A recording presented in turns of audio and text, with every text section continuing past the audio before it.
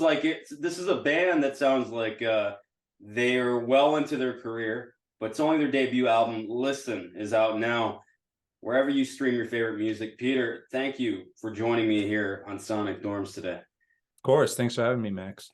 Of course. So I'm here because I believe in this record a lot. We've already talked about this album before, but I can't get enough of it. And I would really like to continue pushing in whichever way I can. So if you wouldn't mind breaking down this record with me once more, and let's get into some of the stuff that led into making this record to begin with. So starting off with how you found your way into the studio recording this debut album. Well, it started pretty much not even like intentionally doing an album. It was more because we started, the band pretty much started at the very beginning of COVID. We just started writing songs. So the first plan was to, as soon as we could get into a studio, was to go in and track a few songs. So because we've actually were writing so profusely at that time, we ended up with about 20 tracks. And we hooked up with our producer, Mike Gillies, and we knew we just had something special, so we just kept recording. And at first we didn't know what we were going to do, because nowadays, you can just waterfall singles or put out an EP. At one time we were kind of debating all that. It was almost, was it going to be 4 EPs, 4 3-song EPs, or 2 EPs? And we just felt strongly that it should be this body of work. And so that's what we have now. We just really decided to put the album out as it was, how we kind of conceived this period of time for us. Yeah. How long did you spend on each song on this record, really? Did each song had its own, like, I guess, like rate as far as like how long it would take to get, like, the process of it getting written? How long would it take, would you say, overall? I would say that, it's almost kind of like an old school album, it's like 3 years to make, and then we'll put out another one in another 3 years. And that has heavily, the cause of that was COVID, really. We were really kind of under the, and we really wanted to get into the studio and make this album. We didn't want to just do everything just through, email and just sending over files and everything. So that was another cause in a little bit of dragging a little bit, but in a good way, because each song, it wasn't like, all right, you got a week, we're going to go and track 11 songs in 1 week, and you're going to get 2 or 3 vocal passes, comp it, and then that's it. We were blessed with kind of just time. Mike really kind of took his time with us, and we were able to make these songs the best that we could under his guidance. And so yeah, some songs could take a day, track the drums, get the guitars, kind of like the old school style. But for the most part, we really kind of took our time with each song. And one song, I'm sure we'll get to it, but Velvet's Drawn, I recorded that 3 different times until it is what it is. So, and each time I thought it was done, but it was done. It wasn't done until it was done.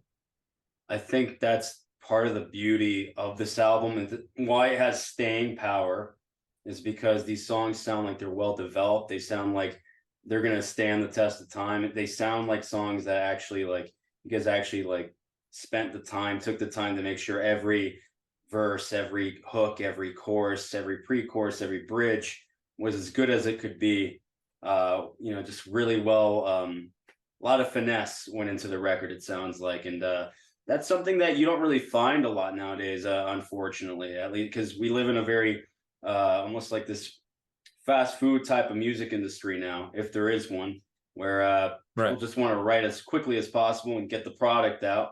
And it's really just about the single, and it kind of comes and goes, and you can't really retain the stuff.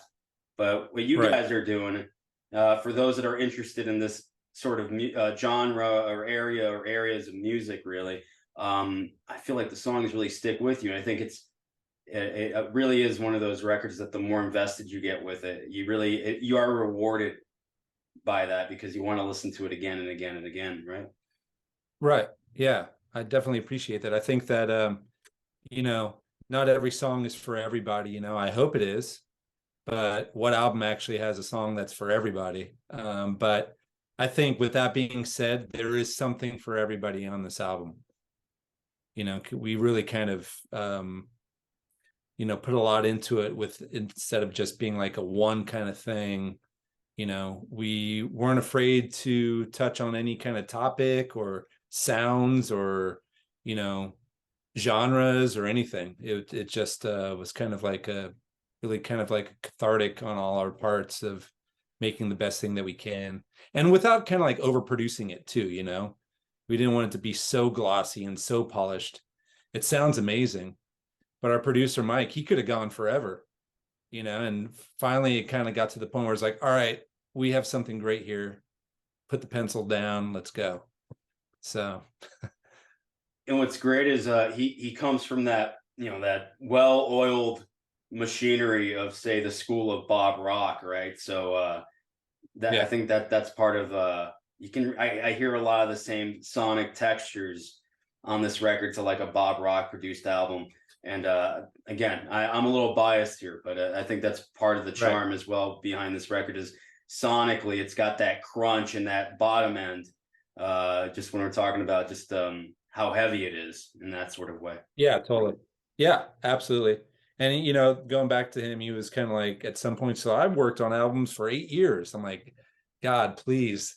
We're we don't got 8 years. Let's put this out, you know. So he was very heavily invested, as we all were. We considered him the sixth member of the band, you know. So yeah, it's almost kind of like when the album's done, it's almost like graduating high school. We've been in this together for X amount of years, doing something, you know, trying to achieve something and build something. And that's kind of like how it was. It's a little sad when it's done, you know, and it's out, because it's kind of like, you know, saying goodbye to your high school friends or something. But I think we have life in this. You know, I really think that if it doesn't catch on right away, there's power in this album for it to catch on very soon, even down the road, you know. So maybe Yeah, I'm biased on that, but I don't want to, you know, get into the negatives of this, but I feel like the record has an identity, and I think you as a vocalist have an identity, and I think that's again part of why it stands out, because a lot of the active, you know, rock radio, at least to my ears, some of it starts to sound kind of the same these days, and so to me, this band sounds very refreshing because it kind of ties back to an era where there was more individuality with the rock artists. Everybody kind of had their own voice and their own sound, even though they were geared towards a certain demographic. You know, it's almost as if everybody, you know, everybody was pretty much easily identifiable, really, in their own way. right. And I think Yeah, I you agree. have that. You guys have that for Oh, sure. I appreciate that.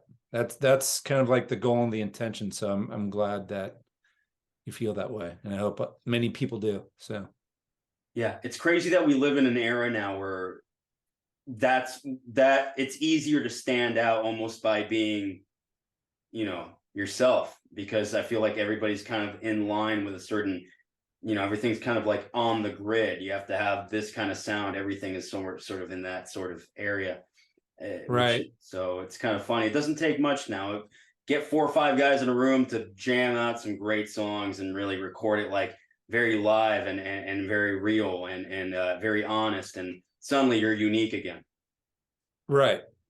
And I think that's you kind of hit that perfectly. It's we're authentically ourselves on this, you know, not to sound cliche, but that's what's important to us. We didn't set out to sound like anybody. It's just what you hear is what we are, and that's all it is. So let's dive into this record if you're all right with that. Yeah. This is a great album. I mean, top to bottom, and every song, as you pretty much alluded to already, has its own sort of character. So starting off with the opening track, Mouth to God's Ear. where did that really start? Any memories that come to mind as far as the genesis of that song, really, and where and how it evolved over time? So I usually start with like kind of like a lot of times I try to find a good metaphor or like a good phrase, something that's kind of like really identifiable. Mouth to God's Ear was actually something that my friend Paula, who the song Velvet's Drawn is about, um, we were going to a Christmas party, and I just remember being in back of this taxi, and the taxi was like a karaoke a taxi, you know, it had like lights going off and everything, and Stacey Air in the back singing karaoke. But she said something, Mouth to God's Ear, and that was like probably one of the first times I actually heard it, you know, like really actually heard it. It was like, what did you just say? And so I made note of that, Mouth to God's Ear. So I usually kind of, if I have a cool title or a start to something, I just make note of it and reference it back later. So David Harris sent me over some music, you know, the track, and said, what do you think of this? And it just kind of like, I opened up my notes, saw Mouth to God's Ear, and it's like, I know what I'm going to write. So it was one of those things that it just kind of like, that one wrote itself, Mouth to God's Ear. And it was really trying to, written and trying to capture, you know, inclusion, but also ridding of hate, and just kind of being aware of that, you know, like, you know, just with the war, and give peace that, you know, is it love that you fear, and, you know, Mouth to God's Ear. It just kind of like is one of those things that really kind of wrote itself, you know. And we were, as a society, we'd been so polarized, you know, like everybody's just so offended by what somebody might say over here and over there. It was just like, can we all just like, you know, put down all the hate, the negative towards everybody? Let's talk it out, and let's, you know, give peace a chance, in the words of John Lennon, you know. So that was pretty much how that one came to be. Yeah, well, sounds to me like you have a very focused, clear sense of self. That you're very honest when it comes to your lyrics. They're coming from the heart, I take it.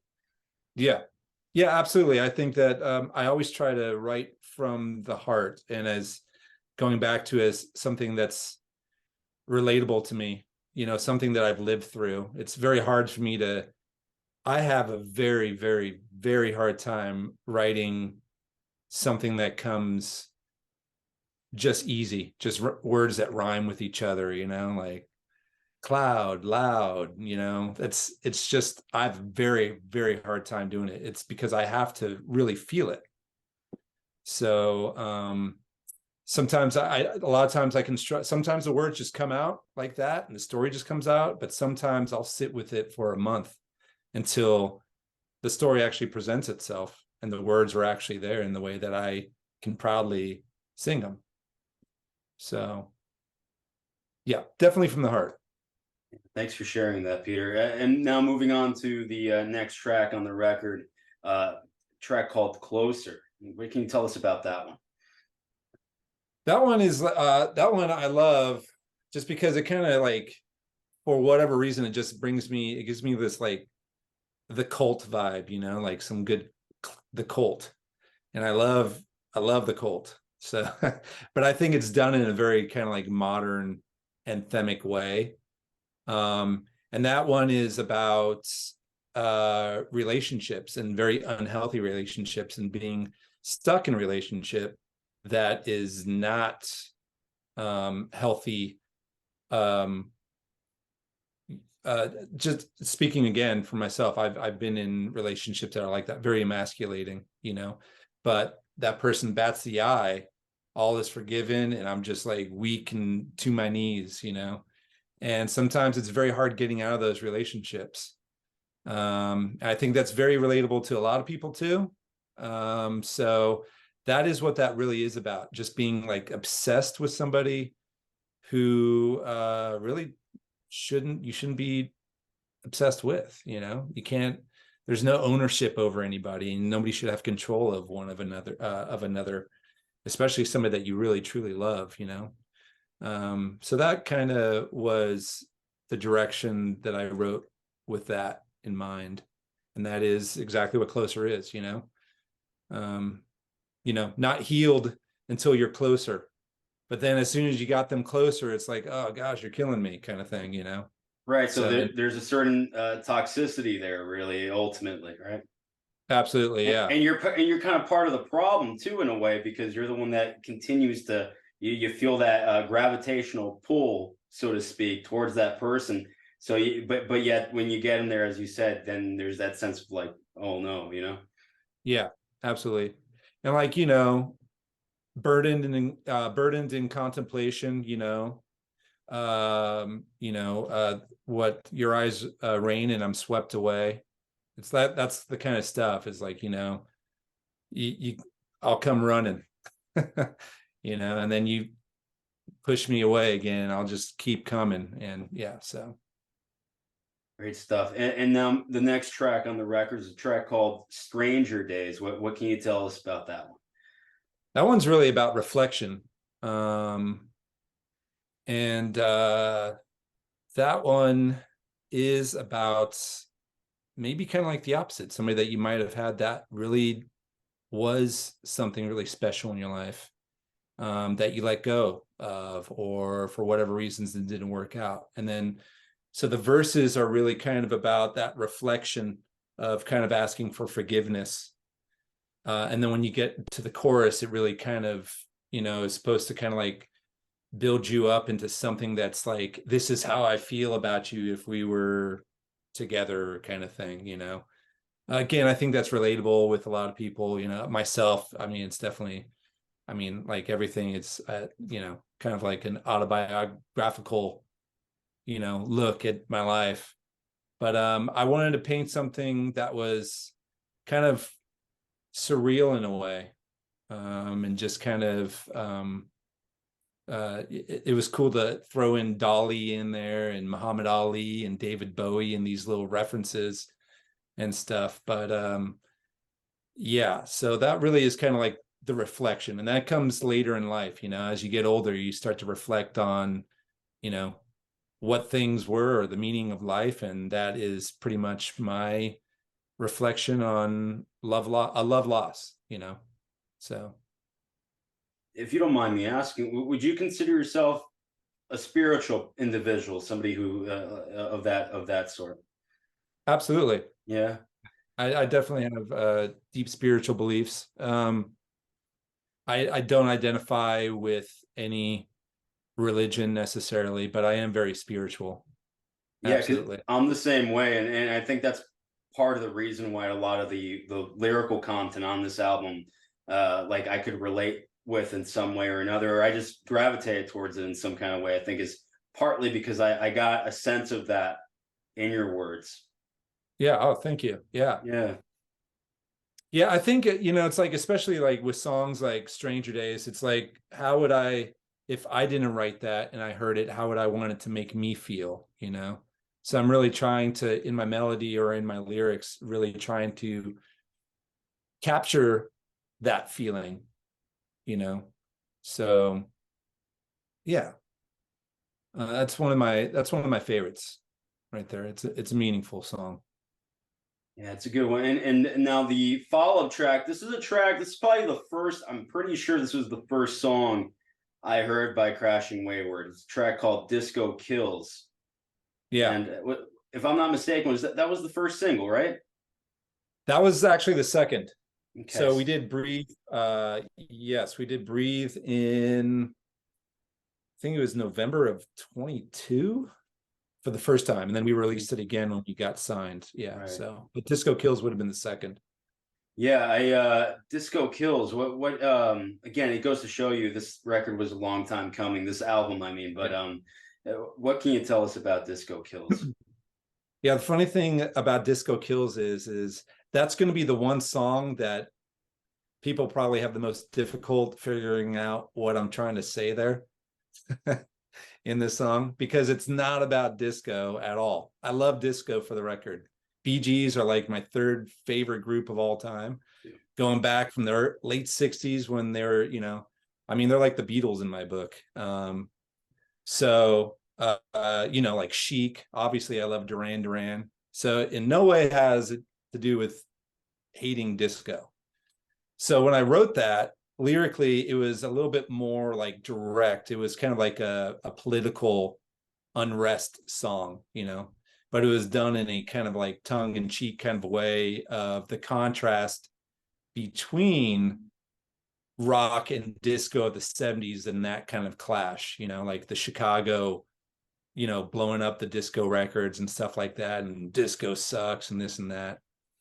So the funny thing is Disco Kills, the title itself came from something I've just milled around forever. I wanted to name a band called Disco Kills, and obviously that never happened. So I just held on to that title forever.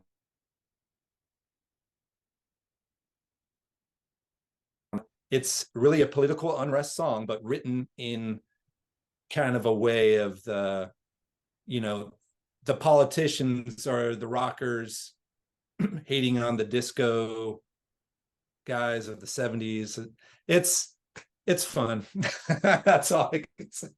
That's great. It's hard to explain. Sounds like you got really ambitious there. Yeah, absolutely. Yeah. It was supposed to be something abstract and fun and artsy. And when I first wrote the lyrics, and I sang a pass with Mike, he's like, well, if you're trying to say this, but you want to have it like painted in this disco rock kind of clash, then why don't you think changing up some of these words, So I'm like, yeah, under his direction, I agreed, and I rewrote it to be a little bit less direct on the politic, kind of unrest side. So that's why the video is me kind of like dressed as a disco guy, and the guys are beating me up because they're the greaser rockers, and so it was kind of like a fun song. I think the song is rocking, the song does rock. So it's kind of one of those just fun anthem rock songs, and it's a little bit more abstract lyrically, but if you get it, you get it. Yeah, I get it. It's good. And now the following track, I'm last time we talked, you were on, we broke down the record on my amp show, Sonic Dorms, which is an extension of this, of course. This song has now gone on to become my number one. I mean, I think I said it was my number one back then too, but now it's really become my ultimate number one. So I'm talking about a track called Tilly. To me, this is if there was any justice in the world, this song would be a monster hit, like on the radio. If there was, radio was like what it used to be. Right. Because this song is the emotion, not to take away from any of the other vocal tracks, but what you deliver on this particular song to me is really special in its own way. And it's one that I immediately gravitated towards the first time I heard it. And now I have to give it some rest because I want to burn it out, because I love it that much. And when I love something, I refuse to burn it out. So, what can you tell us about Tilly? First, thank you. I'm probably going to say right now, that's my go-to. I listen to that first. We kind of sometimes go through something. It's like, oh, this is my new favorite, but I'm really proud of that one because the message is so special too. And that song was written, Stacy sent me the music to that, the track, and I was living in San Diego at the time. So I came out to Vegas to do either rehearse for a show or it was recording. I can't remember, and that's when I usually work on the songs on my drive. I'll just kind of figure out something. But when he first sent me the song, he says, hey, I have this track and I'm calling it Jenny O. And I sent him like a screenshot, I said, of Jenny O turkey. I said, like the turkey? I said, man, it has to be a little bit more ambiguous than that. It needs to be something like Tilly. And he's like, oh, Tilly, I like that. So that's all we had. We had the music and the title. And sometimes it's cool because Stacy will just send a track. And if he's thinking of a name for the music, then sometimes that works, and then sometimes I'll switch up the names and stuff like that. But in this case, changed it to Tilly. I was working on the track, didn't have any lyrics, but I had kind of like an idea for the melody. So I got the Stacy's, and he pulled up the track. He said, "Hey, what'd you think of that song?" I said, "Yeah, I think it's great." And then he pulled up a photo of one of his friend's daughter who had just committed suicide, and her name was Erin. And he showed me a photo of her, and within 15 minutes wrote the song. I mean, that was one of those songs that lyrically it just came. And so Tilly is Erin, but Tilly, again, being ambiguous, it's like the song is for everybody that is out there like Erin, who might be struggling. And she was in an abusive relationship, and it's during COVID, and she just couldn't take it. And yeah, she lost her life during that time. But that song, Against Me, it's like, I think that was probably one of the songs I really wanted to make sure got out there. I knew it was special, and I really wanted that to be, to immortalize her, and that song for her family could have that song. So it's one of my most proud. And again, I think that there's so many Tillys out there. So if it can actually reach somebody and, you know, bring an awareness to it or help somebody in any way, then, you know, please God, you know. So I hope it does have legs and reach, like what you're saying. I mean, it's almost mind-boggling that I'm like, what, you know, wake up, really. I'm like, this is a real good song right here. I mean, and it's a song too, like to me, the real like test to a great song is that you can probably break it down to its roots on an acoustic guitar, and it would be just as beautiful. Right. And I hear it with that song. Absolutely. I appreciate that. Yeah. And I think that if there's, you know, we're kind of working and talking about some ideas to do something. So an acoustic Tilly is not out of the question down the road sometime. So we'll see. Okay. Yeah. Would you guys consider actually releasing that song maybe as a single at some point, or doing maybe a music video that maybe is in line, almost like dedicated to almost like suicide prevention or something of that nature? Yeah, absolutely. Actually, we just started talking about that. Stranger Days, I think, is going to be the next single first, but I really do want to put Tilly out there as a single. Mm-hmm. I definitely feel strongly about that. And also we've been having, you know, a few other people, you know, Eddie Trunk says that's his favorite song on the album right now. Did he really? Did. Yeah. Okay. Yeah, there's been quite a few other people, like very respectable, you know, people that have said the same thing. So I really do think it needs to be out there, you know. I think that there's a few songs that it doesn't hurt to have Stranger Days out, and then Tilly, and then followed up with another banger or something, you know. I think that we have, in my opinion, I think we have a few songs that we can put out there as singles, but I definitely do want to do a video. And in that context, like you said, it has already kind of been milling around. I have some, I don't want to spill all the beans, but I have some stuff in the works idea wise of how we can do something in memoriam for her and about suicide prevention for that video.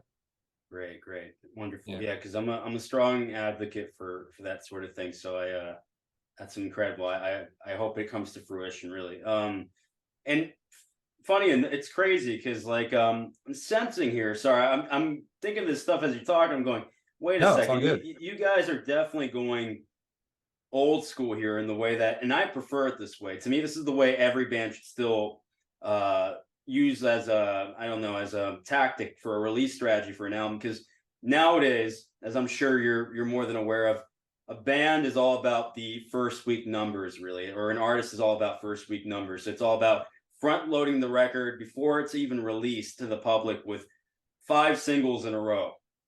So by the time the record's already out, you've probably already heard half or more than half of it by that point. Right. And then it's really about it breaking that first week, you know, the Billboard top, 200 and whatnot. and then the record is kind of forgotten about. But I like the fact that you guys are doing it the way it used to be. In a way, you're giving this record legs in your own way, because you released a couple singles earlier on, and then you're kind of just like you're gonna, you know, release more singles as time goes on. And I think that's, to me, in my humble opinion, that's like the smarter way to. I mean, to me, that I don't see why that can't still work. The of like release the record, then I don't know, trickle out some singles afterwards. Like let people know that the album's actually out. Obviously, besides touring, that is. Right. So it sounds to me like this is what you guys are doing. You guys are going to continue to release singles off this record over time. Yeah, I think we're going to try to, you know, I think that this album deserves the attention. Unfortunately, we live in a time where, you know, Andy Warhol was famously quoted for saying that everybody has 15 minutes of fame. Now it's like 5 seconds, you know? So trying to get somebody to, I mean, you're getting 75,000 people uploading to Spotify like every day, you know? So it's how do you get to be seen? And it's like, and do people actually even care anymore? And it's like, you know, they're obviously they do. You know, we have you out there that's like advocating for, you know, music to be heard, and especially giving smaller bands like my band a chance, you know. So that is the biggest challenge. And I think that whatever industry is around, they don't have it figured out. And that's why you have so many people that are like, well, what's your followers like? How many plays do you? I can buy all that, I guess. I mean, I just had coffee with somebody and he was talking, you know, with somebody in the industry. Nobody has it figured out. Nobody has it figured out.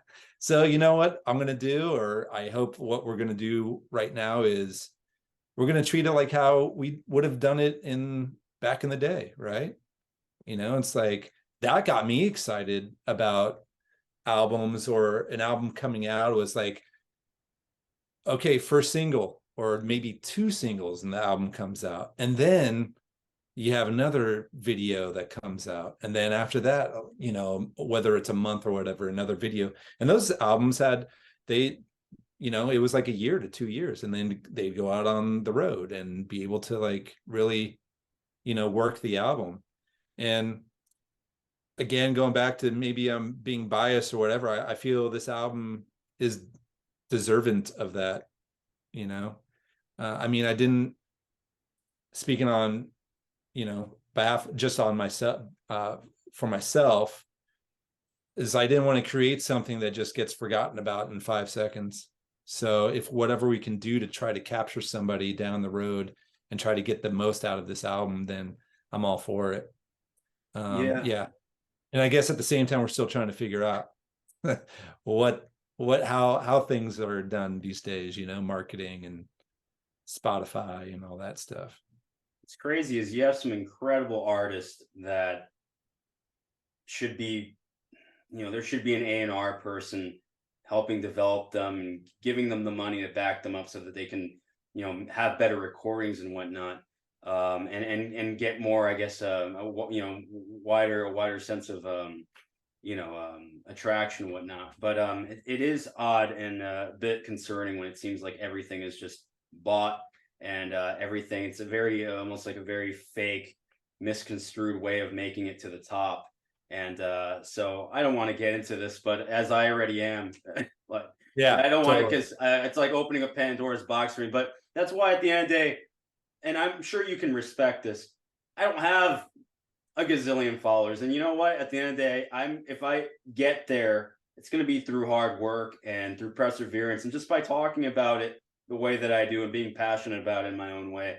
And so that's why at the end of the day, I know it sounds, but I'm like, you're damned if you do, you're damned if you don't. At the end of the day, you guys, to me, are of that higher tier. And that's why I'm almost pinching myself going, no way, I'm going to have this opportunity here. Because to me, you guys are big league. At least, I mean, the music does all the talking. So when I hear this record, I go, this isn't some garage band. No offense to any garage bands out there, but this is top tier music, well-written songs that you could tell have a lot of heart and soul put into them. I truly, truly appreciate that. And, yeah, this subject can go on forever, and I Yeah. can talk about AI next, Oh yeah. but this is all authentic, we're the real deal, and we're like you, I would love to grow organically, I really do. And we haven't done any pay to play or buy this or that, and it's hard, but again, I'm proud for what we do have at this moment, and I think that if perseverance, we can get there.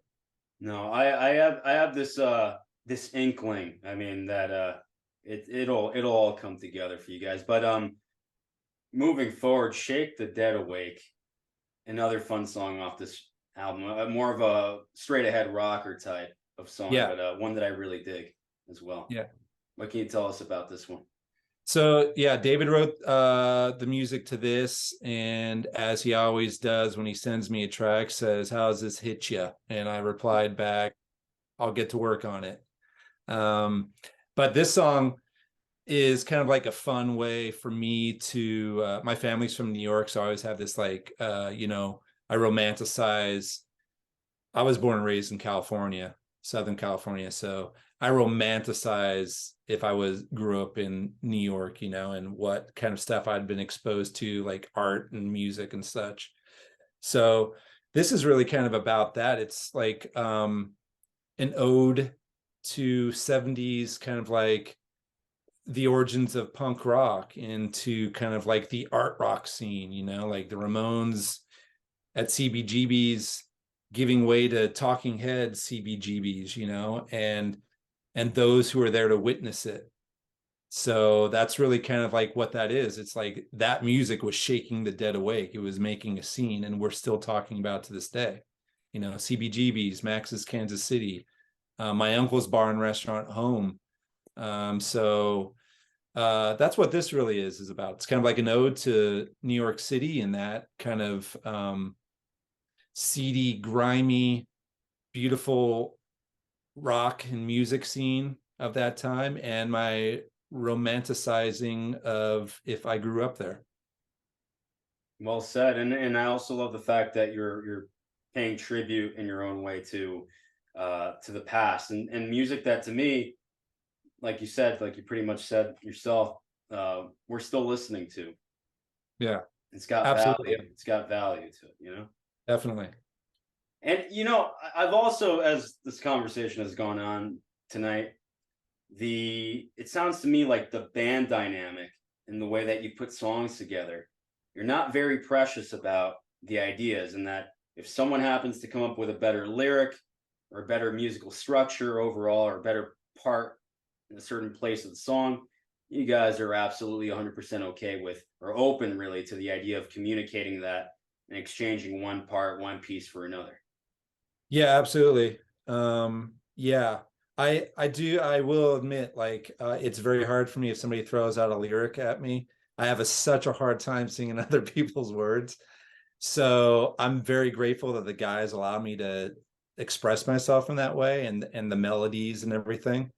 And I think that's what makes this band work in that way, At the same time, they allow me to be authentically myself. Everybody is allowed to be themselves. But with that being said, like, for example, when I'm working with Dave, or if he has a suggestion, he'll send me a track, and then I'll send him back, the vocals and the melody. I said, how do you feel about this? And he'll say, really love it. Or he might say, dig this, but how about if you do this? And then he'll kind of like cut and splice it, what I have. And I'm like, oh, okay, I dig that. Let me try tracking that and seeing how it goes, So we're all open to each other's ideas, and, kind of like, yeah, it's just, we have to work that way. Otherwise it's going to be like one guy writing all the songs and then takes all the publishing, all the songwriting. Then you're going to have like passive aggression, or, harboring kind of, resentment and stuff like that. So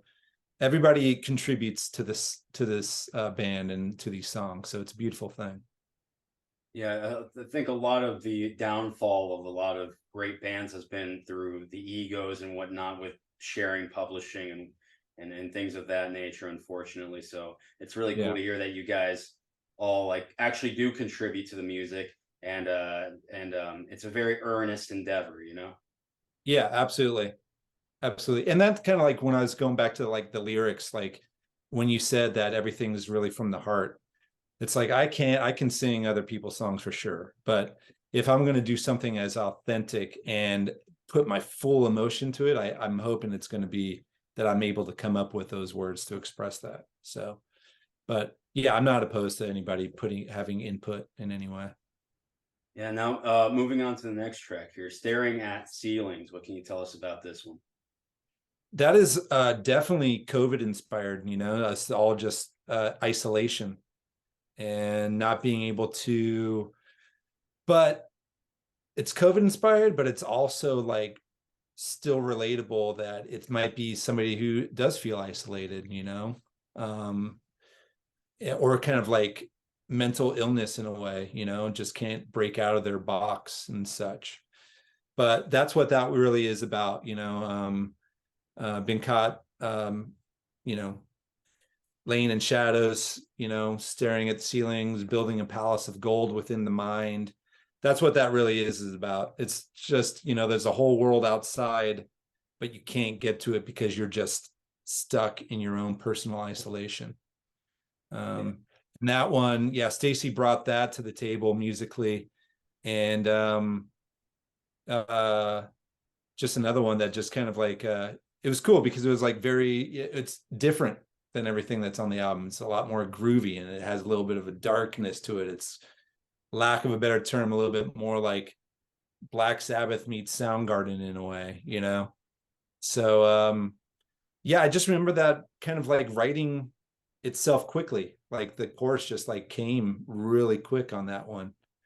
And I love the transition and you know, from the verse and then you get into the chorus and it's just kind of like, you know, you're floating a bit. So Yeah, no, it's a really good one, and again, I like the fact that, as you pretty much mentioned, it's a bit unorthodox. It kind of showcases another side of the band, and where maybe you guys, another area, another territory that maybe you can explore on future records, right? yeah, true. Absolutely. And now the next track is a track called "Death on Holiday."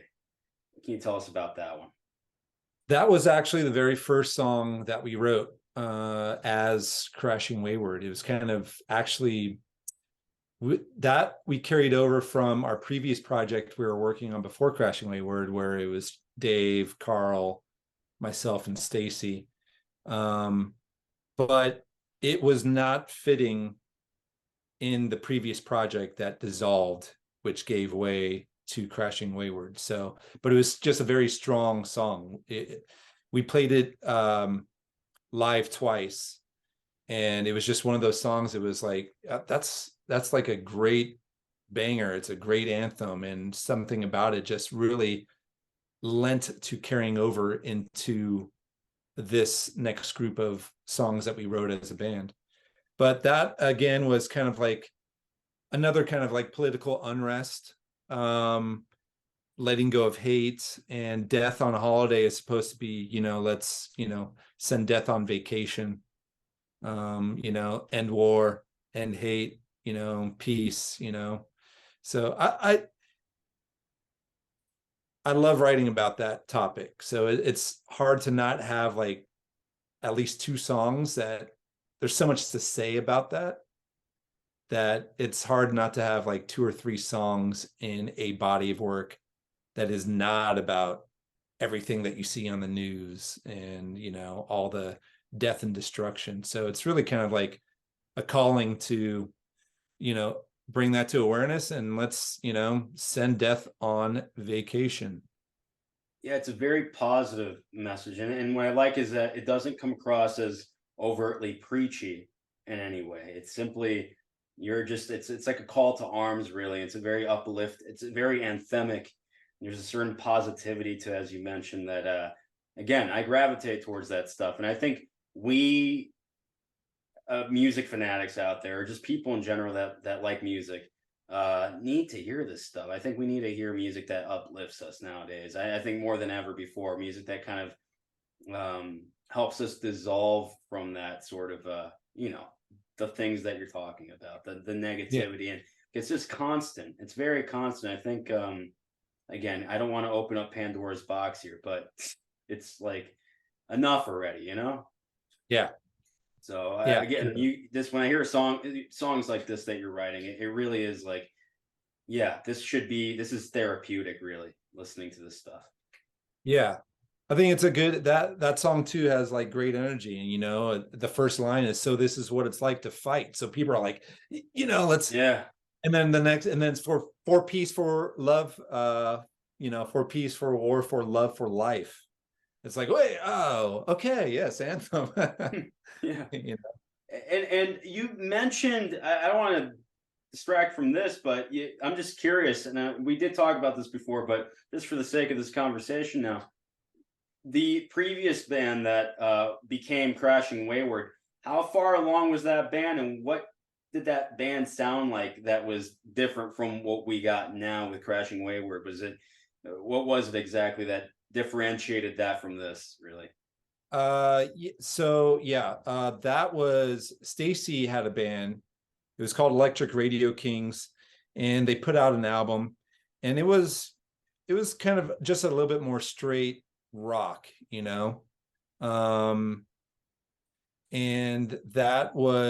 it's not, there's good stuff on there for sure, but it was, again, I'm singing somebody else's stuff, and it's very hard to kind of like really get behind somebody else's words and what they were trying to say. So when the opportunity came, when COVID hit, and the drummer was like, you know what, I'm not leaving the house for the foreseeable future, we're like, okay, well, we're going to carry on. And Stacy at that point was the last guy in that band, their last original guy. Carl, Dave, and I came into that at the very end, did 2 shows as Electric Radio Kings with Stacy.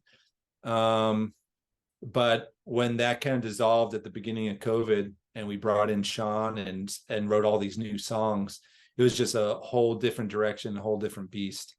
I think that song, or the songs from Electric Radio Kings, again, was a little bit more just straight rock.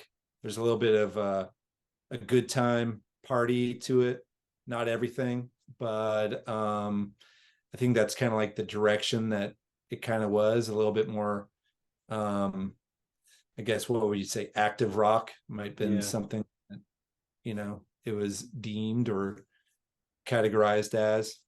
But yeah, moving into Crashing Wayward, it's kind of like, again, now you have like, 5 guys that write, and you have 5 guys that have 5 different backgrounds. Like Carl's into punk rock and like, punk, garage, indie rock, and you have Dave, who's like an Aerosmith, Black Crowes kind of guy. He loves the Cult. Him and I just love the Cult, and you too. And then Stacy is just like his history, from new wave to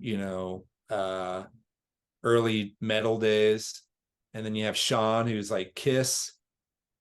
Nothing against Kiss, but I've just met, and anybody that's against Kiss, it just wasn't my kind of thing. So I kind of rag on them with love. I do like Kiss. I'm just kidding. But and then I'm just like kind of like this new wave rocker, alternative, shoegazer, new romantic, kind who's of who's also into disco. Who's also into disco. Right. And I love rock. I love performing rock, So yeah, it's just 5 different guys, and it's kind of like it took its shape and a whole different beast than what it was before. So we had to, kind of like let that go and go in a new direction, which was Crashing Wayward. Yeah, and I'm glad you did. Yes, thank you.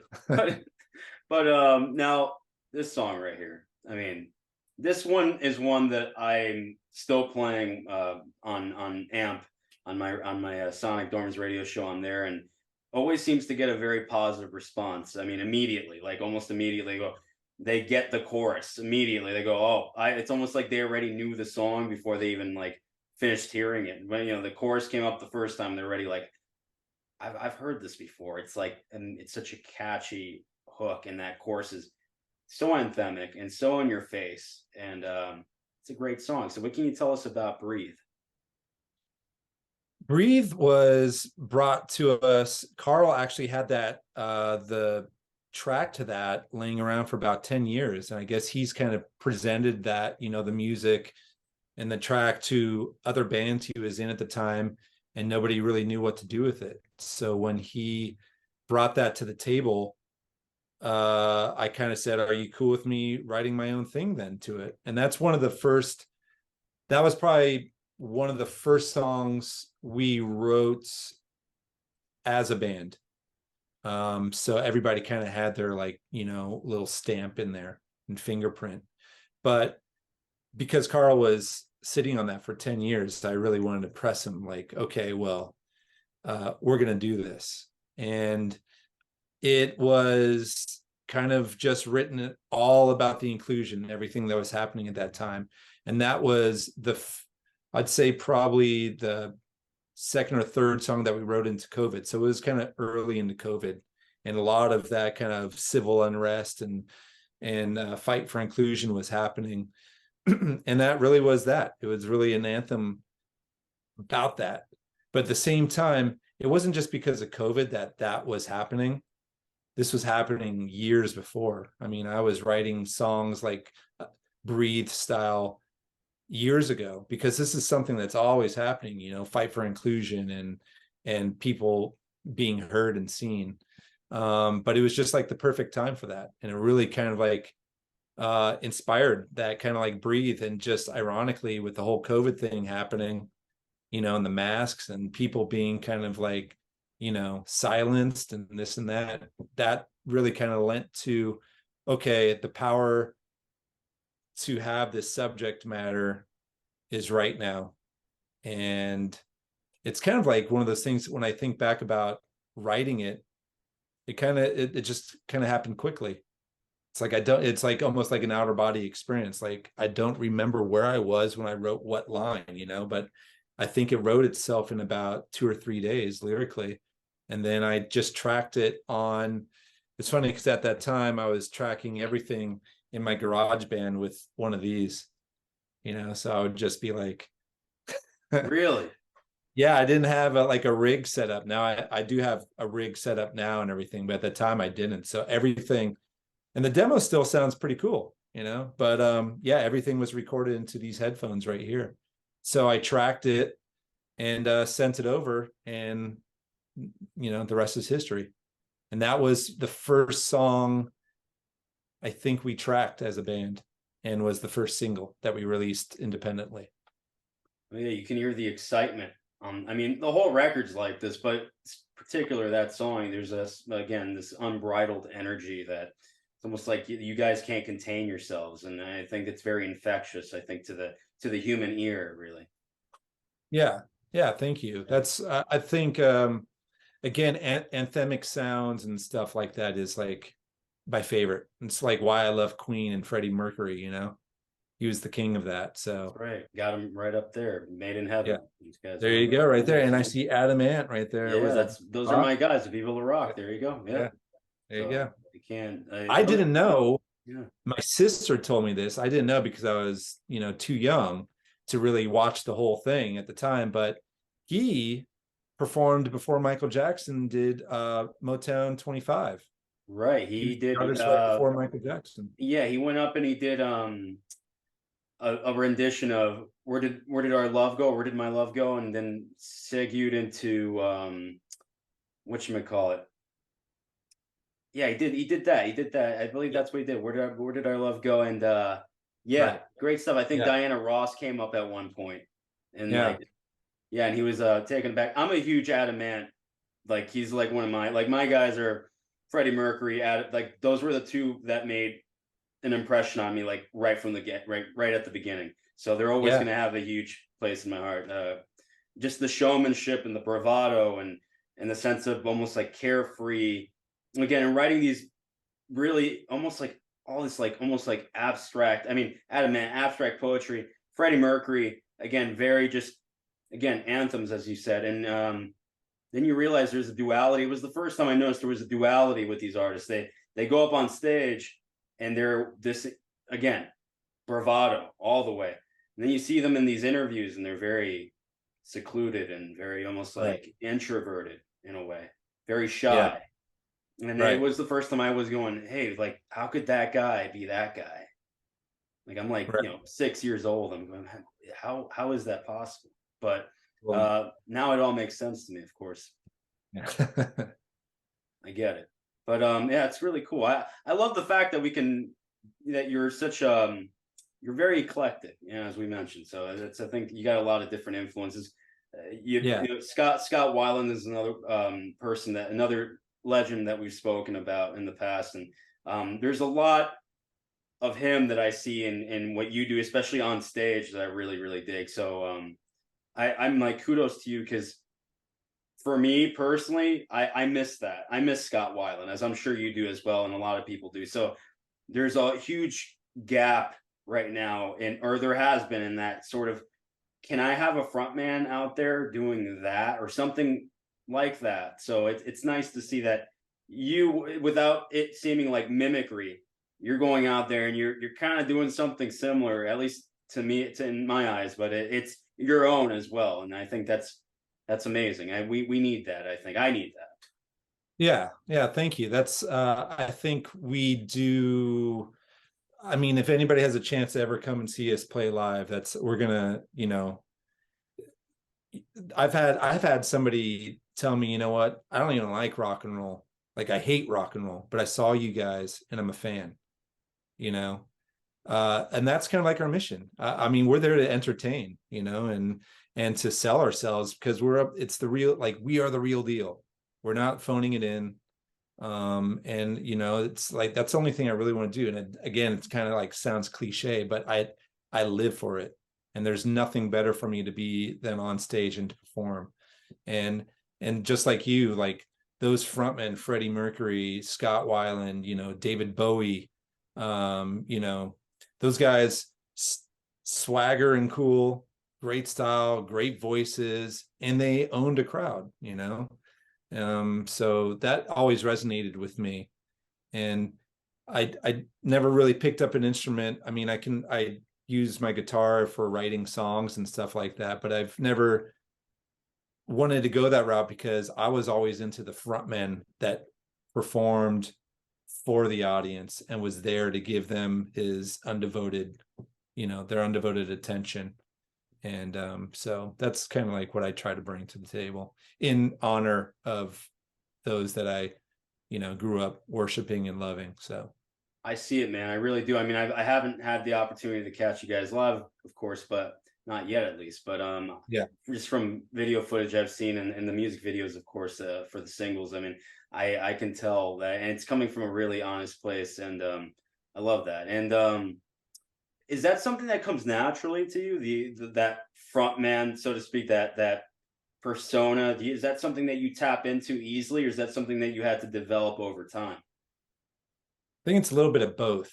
So ever since when I first started, it was always kind of like an innate kind of thing, the adrenaline kind of kicks in. But I'm not going to lie, if I look at video footage of my show, I'm critiquing it, and I can be very hard on myself, because every little move or turn, I'm like, okay, I might not want to do that. That wouldn't convince me if I was there watching that necessarily. But at the same time, it is full cathartic, and it's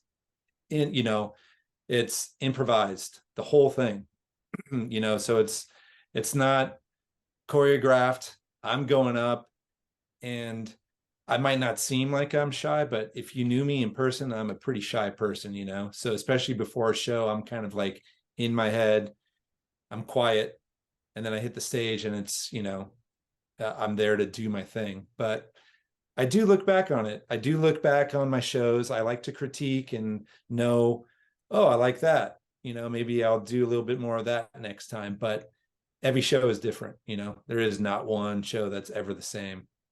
Yeah, it's a work in progress. I think it's only going to get better the more I do it. Yeah.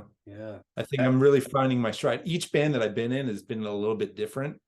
And this is like where I'm at, feels so good. And in this band, and everybody has like their spidey senses, because I'll be like spinning, and then Carl's coming at me and I'll roll away from him, he's rolling away from me. It's a beautiful thing.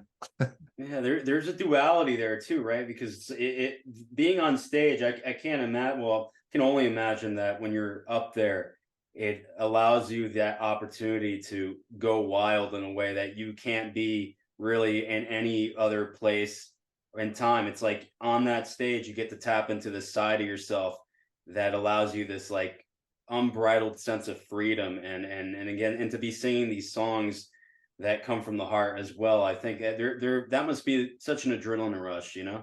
I mean, It is, yeah. And I really. think that's kind of like hard too, not to get off topic or into like dive into something else deeper, but I just had this conversation with my brother because I do fight with depression, you know. I always have kind of my life. I've always been kind of like a artistic creative in that way, and I kind of blame that for, you know, kind of like my depression if I get in it. And a lot of depression that I do get comes from if I might be struggling to write a song, or if I just finished writing a song and I have nothing else to work on. It's kind of like, what's next, you know?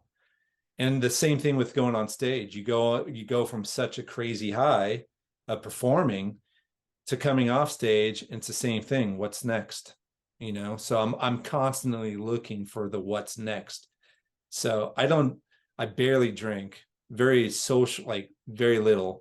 I don't smoke. I've never done drugs, and performing and creating has always been that drug, but it's very hard to like keep me up in that spot. So I'm constantly, what's next? What's next? So thankfully I have the guys always sending me music, so I'm always working on something. But yeah, it's kind of like that movie with Jason Statham. What's that? Where Frank?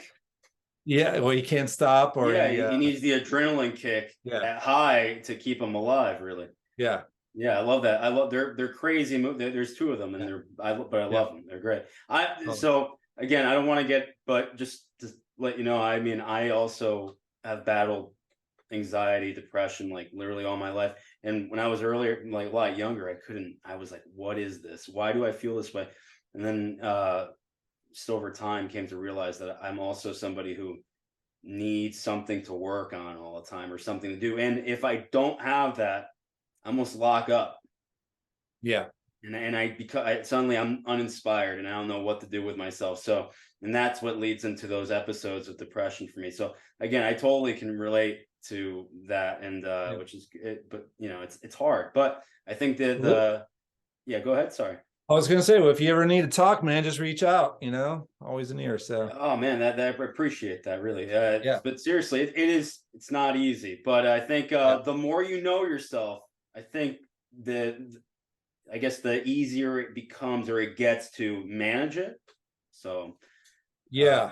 you know, Yeah, I have a hard time because my wife, she's like kind of like the opposite. She knows how to relax. So she knows how to enjoy herself. mm, And I don't. I don't know how to relax. And she's just like, it's like trying to tame the bull that wants to get out and constantly keep going. So I applaud her and love her for putting up with me and my moody shenanigans. I get it. It's the yin and the yang, right? Yeah. Which is a beautiful thing. And so, man, the closing track, Velvet's Drawn, which is, again, it's like the perfect again, I listen to albums in sequence. I'm not one of those skipper types, especially on a record like this where every song is worth listening to. So Velvet's Drawn to me is when I would consider a closing track, what a closing track should sound like, especially from a band like this. This makes perfect sense to me. And so what can you tell us about this track? This goes back to my friend Paula, who is Stacy's ex-girlfriend, who they actually broke up. It was the spring of 21, I believe. I'm getting all my dates kind of mixed up, but they broke up right when we were did the video for Disco Kills. So, and they'd been together for they were pretty much almost like common law, you know. They were together for about 12 years, and she broke up with him, totally broke his heart. So she was the one that actually said "Mouth to God's Ear," You remember that when I first Yeah. spoke about Off God's Ear? Yeah, shows she coming to Velvet's Drawn. They had broken up, and probably about 2 months into the breakup, Stacy wrote the music to it and said, "Hey, this I'm thinking about Paula on the song. If you can write something about that." So initially, it was just about breakup, and it was really kind of like lyrically written about being in a breakup and not being seen, or maybe down the road, are you ever going to think of me and wonder where I'm at? So that was kind of like the direction it was taking. And then in November of November of 22, Paula passed away from COVID unexpectedly. And so the song took a new shape. So I had actually recorded one version, wasn't really happy with where it was, melodically. So I asked Mike if I can come back in. I drove back from San Diego. I said, I need to retrack Velvet's Drawn. Did it again, and it was feeling pretty good.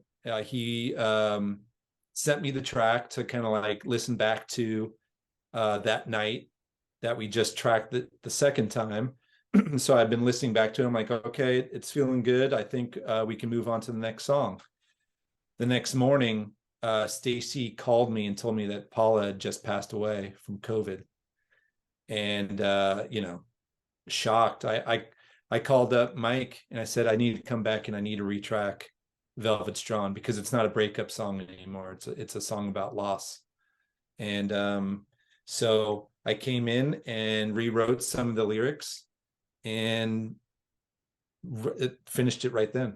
It kind of like it took a whole different course. And Dave, actually, our guitarist, came up with a really cool intro, the intro that you hear. Mm-hmm. He had that intro and it just kind of like inspired a whole new direction as well. So it was one of those things that, everybody kind of had their little moments in. Carl's bass playing is phenomenal in that. And everybody came together to make it kind of like a beautiful song in memoriam for Paula. And I think what was important for us was my mom's lucky number, who I lost in 2015, end of 2015. I have 11 tattooed on my neck right here. And that was Paula's lucky number. She was born in November. I think she was like November 11th or something like that as well. So she was an 11/11. So we thought it would be perfect to commemorate her on the 11th track of the album. And for me, I always wanted to end the album with something, more beautiful and mellow. I always love those albums that did that.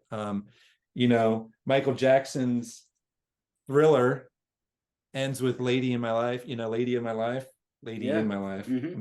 I should know that. And also Velvet Revolver with Loving the Alien. Contraband. Or On Contraband. I mean, grave you have this grave dancer. incredible Yeah. album.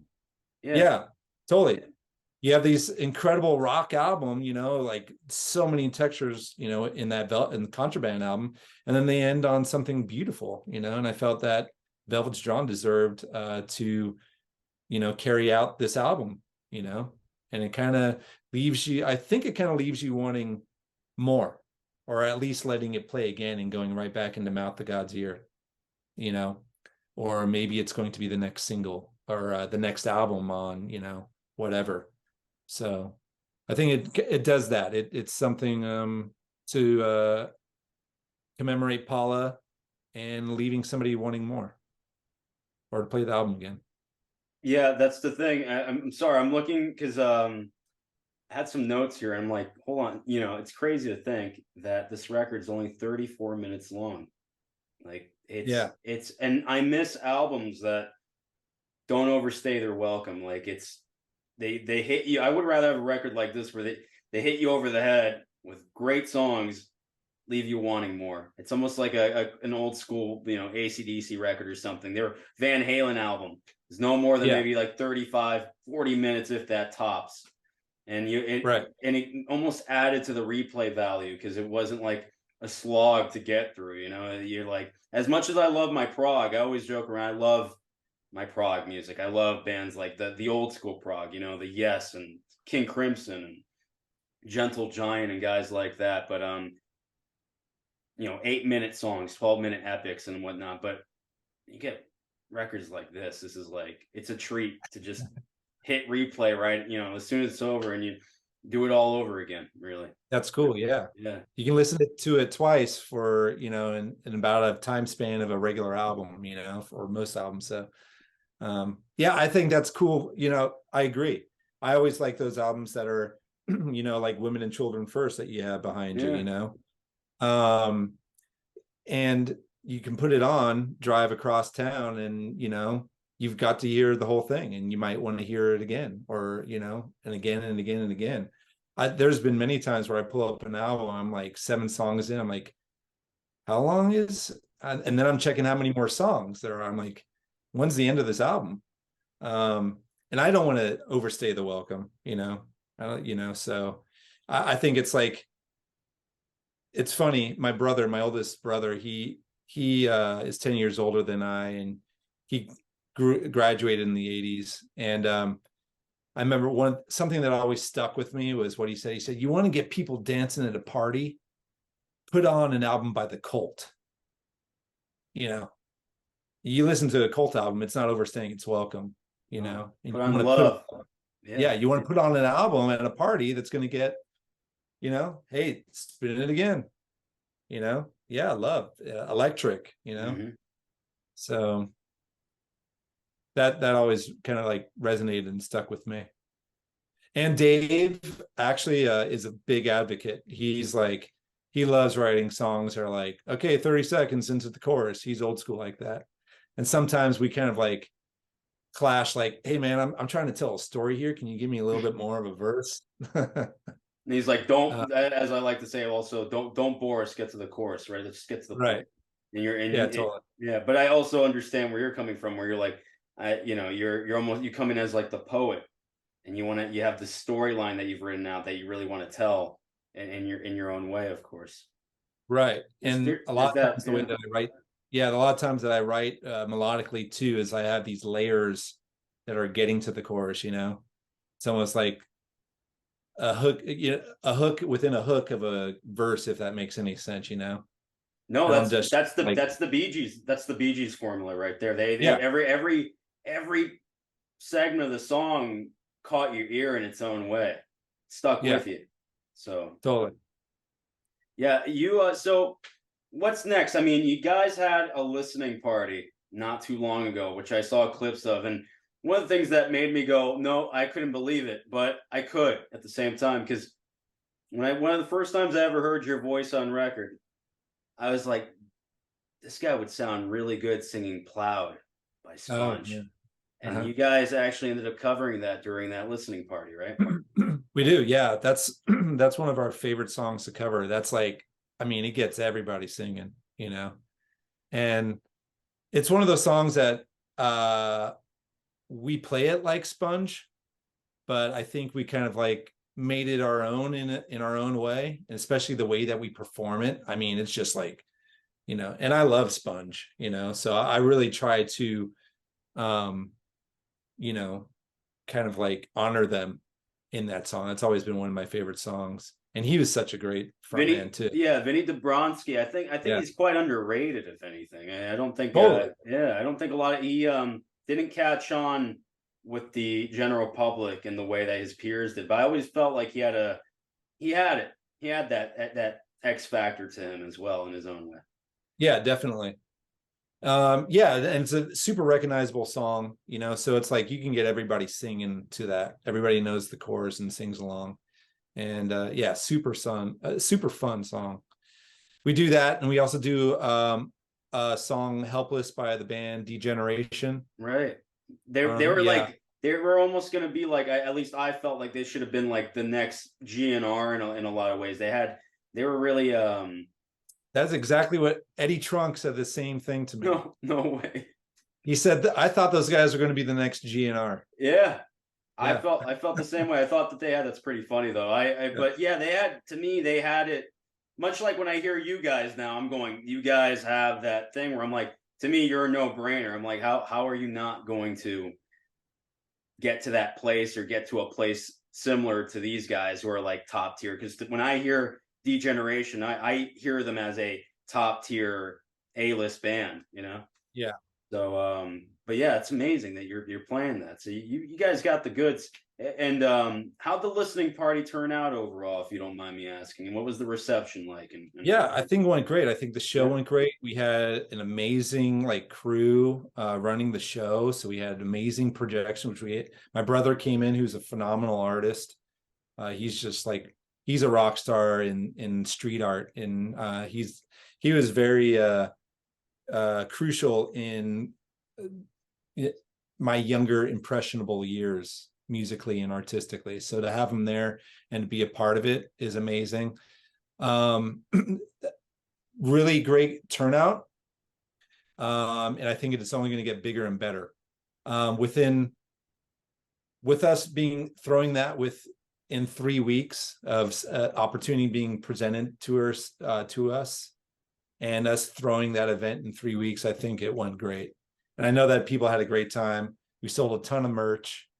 And we got a lot of good press actually out of it. So yeah, I think we're eager to get on the road and play to as many people as we can. But at the same time, like build up Vegas. I think Vegas has an opportunity to really kind of like make something happen here. There's so much like great musicians and music here that,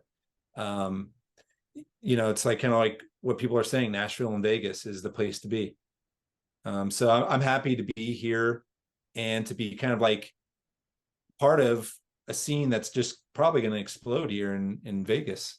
I can see it. There's a lot of the rockers moving over there too, or have been moving over there for the last like decade or so. And then you got the you want to talk about something monumental when it comes to music. I mean, you got the Spear, right? That's that just got built. That U2 are going to actually open, I think, in October, right?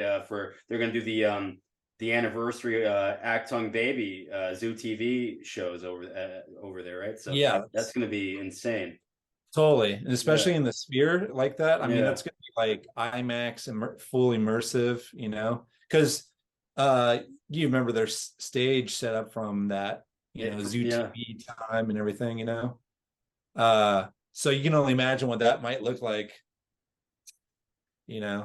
So yeah, that's gonna be great. I think they're doing like 20 something dates. Yeah. So yeah, there's always something that's I think the biggest challenge here in Vegas. There's always something happening. You could be like, book something, it's going to be an amazing night, and then you know what, Metallica's in town that night, and then you're kind of like, you're fighting to get people to come to your show and not Metallica. Or so there's a lot. That's probably the biggest challenge here, but in a good way. There's always something happening, and people are going out, and I think people are supporting local music, and they want to go be entertained. That's awesome. I mean, so with all that being said, I mean, I take it you guys have a game plan as far as what the next 5 years are going to look like, or the next 2 years even.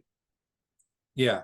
Going back to trying to figure things out, how the industry works, we have an idea, but we definitely, we kind of want to take it old school and, play and get on a tour and or do our own tour. But most importantly, we want to keep recording too. I think we have a lot more in the tank aside from this album, a lot more. I'm really excited with some of the stuff that we're actually coming up with right now, which are in the demo phases right now, but the stuff is happening, and it's I'm excited to get back in and recording. So you guys are already, you have been writing and working on ideas really for what could become the second record. Yeah, definitely. I would say we probably easily have at least about 10 songs right now that are, in really good standing. We're already playing a couple of new songs in our sets. So, and just kind of like, testing them out, which have been getting really good reception and feedback from those as well. So again, playing it old school, because back in the day, before the time of cell phones and whatnot, being at shows, bands would normally road test new music before, like a year or two prior, maybe even 5 years if they were brand new and were very young. They road test all these songs just to see, and they'd work on them. They'd see what the reception would like. By the time they would record the record, they had a new way of maybe had rewritten these songs like maybe 8 or 10 times or more, and perfected them. So by the time they got on record, like by all that time, Van Halen were road testing songs like Running with the Devil and Ain't Talking About Love and whatnot. And so by the time they record the record, they're like, they knew what worked, what didn't. And so it's like, no wonder they were so good. They were road testing them, trying them out, seeing the strengths and weaknesses of every song. So once they got to recording, they laid them down like it was nobody's business, really. Absolutely. That's kind of like with this album, because we had no way to road test anything, so it was kind of like demo, rehearse it a bit, and then go in and track it. But vocally, sometimes some of the stuff was just like my first, roll at it or impression of it, my first kind of like instinct of the song, where now if I'm doing some of these songs live, it's like, damn it, I wish I did that on the record. Disco Kills would have been a little bit different at the tail end. I feel like I really know these songs, so I love the album, I love the songs, but it is like, to what you're saying, it's like, get on the road or like play them and really go into the studio and know what you're going to do. Save a lot of time and some money that way as well. Right. So I no pressure, but I think there's a more than worthy follow-up to this debut album. Yeah. Seriously, I can tell. I hope so. Yeah, definitely. All right, so yeah, I'm looking for. I hope to catch you guys eventually. It's one of my goals, and within the next year, I hope I can catch a show, whether it's in Vegas or anywhere else, really, as long as it's in the States, of course. But yeah, yes, I gotta see you guys. It's I hear it's all absolutely. about the live show, so It is, definitely. And if you're able to get out here for a show, definitely hit us up, and we'll show you a good time. all right, man. Yeah, it sounds like a plan. So with all that being said, thank you again. Really, this is it's really an honor, and I appreciate it from the bottom of my heart. Thank you again. And Peter Summit of Crashing Wayward, new album, debut album, Listen, out now. If people want to purchase the album physically, of course, they can go on your website, right? crashingwayward.com, is it? Yeah. Yep, crashingwayward.com. Also, you can go to rfkmedia.com, and of course, all our socials. If at Crashing Wayward, give us a follow, give us a like, give us a subscribe. Message us, comment. We message back. We love talking to everybody, and